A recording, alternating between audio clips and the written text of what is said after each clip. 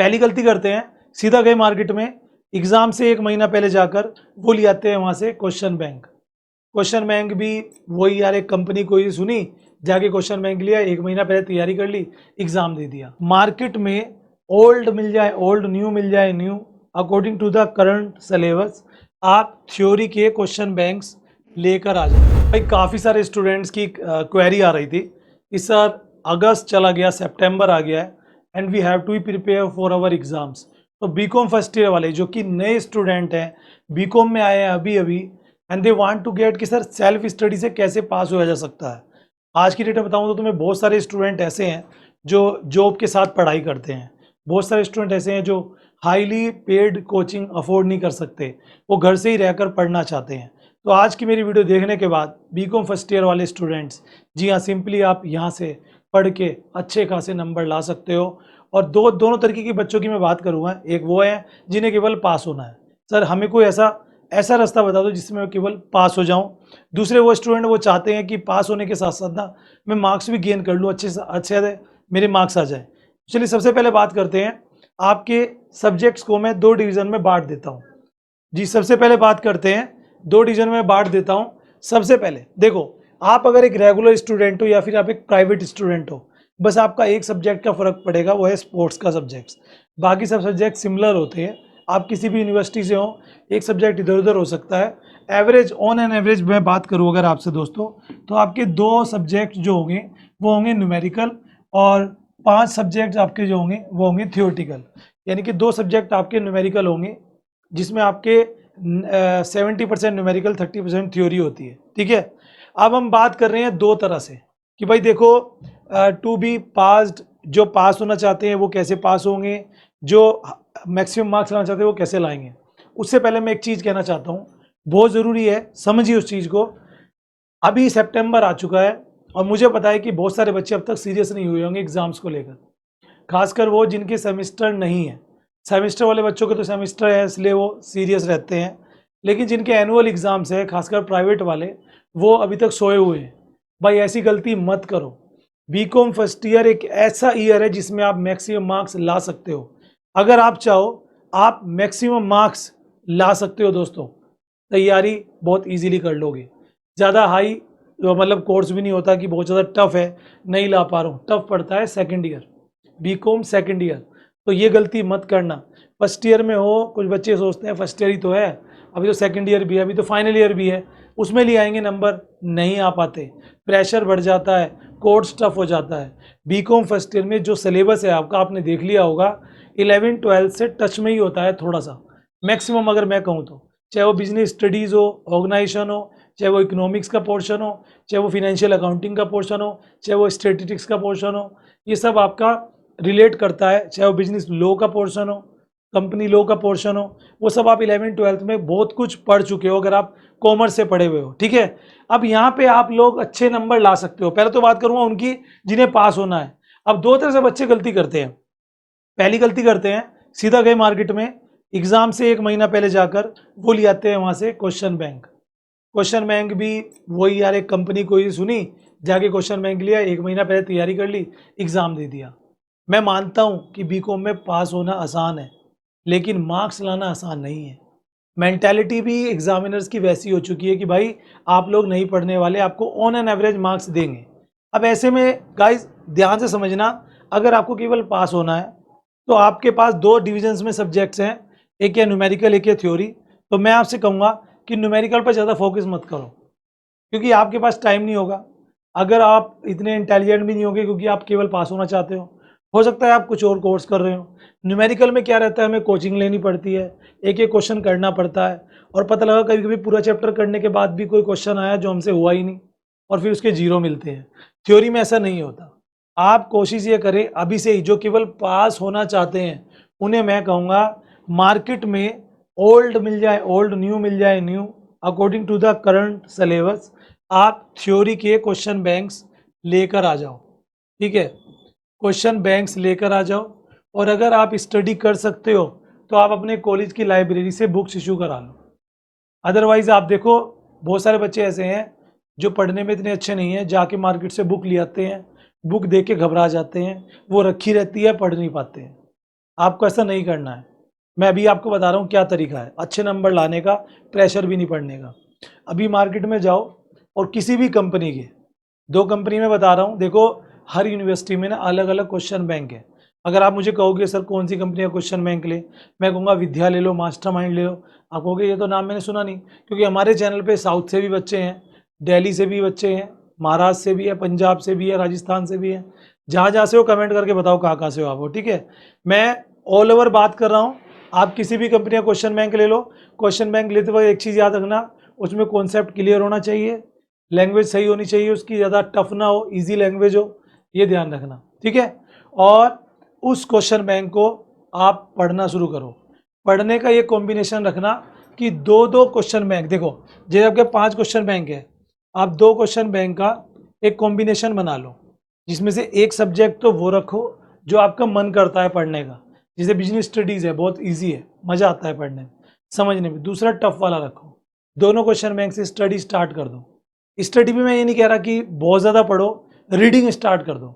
Reading, मैं जब 11th-12th में स्कूल में पढ़ाता था, मैं बच्चों को एक ही बात बोलता था कि भाई आप ना अपनी लर्निंग पावर नहीं, आप अपनी नॉलेज पावर बढ़ाओ। यानी कि आप किताबों को रटो मत, आप उन्हें याद मत करो, समझो बस। कॉमर्स में यही है भाई। आप अगर कॉमर्स में अच्छे नंबर लाना चाहते हो तो आपको लिखने की कला आनी चाहिए। रट्टा एप्लीकेशन से काम नहीं चलेगा। अब 11th-12th तक चल गया, अब नहीं चलेगा। कोशिश क्या करनी है, समझते रहो, एक एक चैप्टर उठाओ, समझो। वो जो प्राइवेट है, जो जॉब कर रहे हैं, टाइम नहीं है पढ़ाई का, उनके लिए है। जिनके पास टाइम है उन्हें लाइब्रेरी में जाना है कॉलेज की, वहाँ से जाकर बुक्स इशू करा लो 2-3, उनकी रीडिंग स्टार्ट कर दो, समझना। और जो टॉपिक समझ में ना आए उसे यूट्यूब पे सर्च करो। ये तरीका आप सबके लिए है। समझ में आ गई बात। और इससे क्या होगा, एक 2 महीने के अंदर आप रीडिंग कर लोगे 2-3 बुक्स की, या सारे क्वेश्चन बैंक जितने आपकी है। रीडिंग करने के बाद फिर आप एक दूसरी कंपनी क्वेश्चन बैंक लेकर आएंगे, जिनको आप याद करोगे एग्जाम से पहले। आपने 2 क्वेश्चन बैंक का डाटा ले लिया, अब आप एग्जाम में अच्छे खासे लिख के आओगे। और पास होने की यही कला है कि भाई छोड़ के कुछ मत आना, लिख के आओ मैक्सिमम। ये उनके लिए है पास होने के लिए। मैंने ऐसे ऐसे बच्चे देखे हैं। लेकिन कुछ बच्चे इस गलतफहमी के शिकार होते हैं कि चलो एग्जाम से एक दिन पहले ले आएंगे मॉडल, मैं तो हो जाऊंगा पास। 33% मार्क्स लाके पास होना क्वेश्चन मार्क फेल होने के बराबर ही होता है। मैं इस मेथड से कह रहा हूँ जिससे 45-50% तो नंबर आपके आ जाएंगे। मैं मान रहा कि चलो न्यूमेरिकल है, न्यूमेरिकल वाले सब्जेक्ट्स में कॉम्बिनेशन बना होता है, इसमें अगर इसकी भी थ्योरी कर लोगे ना न्यूमेरिकल सब्जेक्ट की, तब भी आपको पास हो जाओगे। न्यूमेरिकल कैसे करना है उसके लिए समझिए। जब आप ये जो क्वेश्चन बैंक मार्केट से लेके आ रहे हो, इन क्वेश्चन बैंक में कुछ न्यूमेरिकल्स होंगे, बस वो ही करिए आप। उन न्यूमेरिकल में से आपको कुछ न्यूमेरिकल एग्जाम में आ जाते हैं, वो जो सोल्यूशन है उन्हें करते रहिए, उनकी डिजिट से चेंज मिलेगी, क्वेश्चन वही होते हैं। तो ये तो उनके लिए जिन्हें केवल पास होना था। अब वो बच्चे जिन्हें अच्छे नंबर लाने हैं, उनके लिए मेरा टिप्स ये है, this is the right time to study. ये सबसे सही टाइम है पढ़ाई करने का। जो टाइम चला गया, क्योंकि अप्रैल मई जून में जुलाई तक थोड़ी सी बोरियत रहती है। अब मन करता है, अब पढ़ाई में मन लगेगा, फेस्टिवल्स भी आ जाएंगे, लेकिन पढ़ना सबसे पहला काम करिए। आप लोग अपनी कॉलेज की लाइब्रेरी में जाइए। लाइब्रेरी में जाकर अगर आप रेगुलर स्टूडेंट हैं, वहाँ से बुक्स इशू करा लो। क्योंकि दोस्तों अगस्त सितंबर अक्टूबर में मैक्सिमम बच्चे इशू करा लेते हैं, लाइब्रेरी में बुक नहीं मिलती बाद में। हम एग्ज़ाम टाइम में जाते हैं, बुक्स नहीं मिलती। बुक्स परचेज मत करो, लाइब्रेरी किस लिए होती है, हर कॉलेज में होती है। जाओ वहाँ से बुक्स इशू करवा लो। और बुक्स लेटेस्ट लेना, पुरानी मत लेना ज़्यादा, सिलेबस सेम होना चाहिए। उन बुक्स से आप अपनी रीडिंग स्टार्ट कर दो, रट्टाफिकेशन मत करना, चैप्टर वाइज रीडिंग स्टार्ट करो। सब्जेक्ट का कॉम्बिनेशन बनाओ। कैसे, एक न्यूमेरिकल सब्जेक्ट, ठीक है, प्लस एक थ्योरिकल सब्जेक्ट, ऐसे कॉम्बिनेशन बनाओ। न्यूमेरिकल सब्जेक्ट को आप यूट्यूब के थ्रू पढ़ सकते हो, ठीक है। सेल्फ स्टडी बता रहा हूँ मैं, कोचिंग की जरूरत नहीं है। कॉलेज जा रहे हो तो वहाँ कुछ कराया जाएगा, या फिर एग्जाम्पल से पढ़ सकते हो। यूट्यूब पे जाके देखोगे, हमारे चैनल पर भी मैक्सिमम हर चैप्टर के आपको क्वेश्चंस मिल जाएंगे, ठीक है। आप टॉपिक का नाम सर्च करिए यूट्यूब पर, आपको मिल जाएगा। यूट्यूब से पढ़ो थोड़ा सा, वहाँ से आपको न्यूमेरिकल्स का आइडिया लग जाएगा। न्यूमेरिकल वहाँ से सीखते रहिए, साथ में थ्योरी की लर्निंग करते रहो। ये जो थ्योरी और न्यूमेरिकल का कॉम्बिनेशन है ना, इससे पढ़ाई में मन लगा रहता है। 1 घंटा आधा घंटा आप थ्योरी रीडिंग करोगे। और पढ़ने का तरीका ये होना चाहिए थ्योरी का, कि थ्योरी में चैप्टर वाइज मत चलो, अपनी बुक आप ले आए, बुक में जो चैप्टर आपको सही लगता है, इंटरेस्टेबल लगता है, मैं आपको एक बहुत जानदार टिप्स देने वाला हूँ। कहते हैं, कुछ लोग कहते हैं मेरा पढ़ाई में मन नहीं लगता, कुछ लोग कहते हैं कि पढ़ाई मैंने स्टार्ट की है, हो नहीं रही मेरे से। मैं उनको तरीका देता हूँ। हमारी गलती है कि हम पढ़ने बैठते हैं ना, हम स्टार्टिंग में टफ टॉपिक को उठा लेते हैं, ऐसी चीज़ जो हमें हार्ड लगती है, और मन दिमाग कहता है रे इसको रख दे, ठाके बेकार है। कोशिश करो जब भी पढ़ने बैठो इजी से स्टार्ट करो, अपने आप से झूठ बोलो, पढ़ने बैठो ना 10 मिनट पढ़ूंगा बस, उससे ज़्यादा नहीं पढ़ूंगा, ऐसे बोल के बैठ जाओ, और उसके बाद टाइम दो ज़्यादा, ऑटोमेटिकली आपका ये रहेगा सिस्टम। जैसे कहते हैं ना all is well, all is well, इसे झूठो झूठ बता के रखो, टेंशन न ले, कुछ नहीं, सब कुछ नॉर्मल है, ये वाला फॉर्मूला। तो इसको अप्लाई करो मेरे कहने से। लाइब्रेरी में जाओ, लाइब्रेरी से बुक्स इशू करो, उन बुक से आप रीडिंग स्टार्ट कर दो, जितना मैक्सिमम रीड कर सकते हो। जो टॉपिक समझ में ना आए यूट्यूब पे सर्च करो, हमें कमेंट करो, विल बी देयर। साथ में न्यूमेरिकल आप पढ़ना शुरू करो, एक न्यूमेरिकल में भी चैप्टर वाइज मत चलो भाई, जो चैप्टर समझ में आ रहा है ना, देखो सेल्फ स्टडी का एक यही फॉर्मूला है। हमारी गलती है, हम किताब खोलते हैं, पहला चैप्टर उठाते हैं, समझ में आता नहीं, फिर कहते हैं कोचिंग करनी है मुझे। तो आप पहला चैप्टर आपको नहीं आता, दूसरा ट्राई कर लो, तीसरा ट्राई कर लो। यूट्यूब पे कोई चैप्टर का तो डाटा होगा, मान लीजिए 10 चैप्टर में से 5 का डाटा आपको मिल गया, तैयारी तो हो गई आपकी। ये होता है तरीका। कभी भी सिस्टम से मत चलो, इजी टू हार्ड की ओर चलो, वही सिस्टम सबसे अच्छा रहता है, पढ़ने में आसान रहता है। ये मेरी तरफ से आपके लिए टिप्स।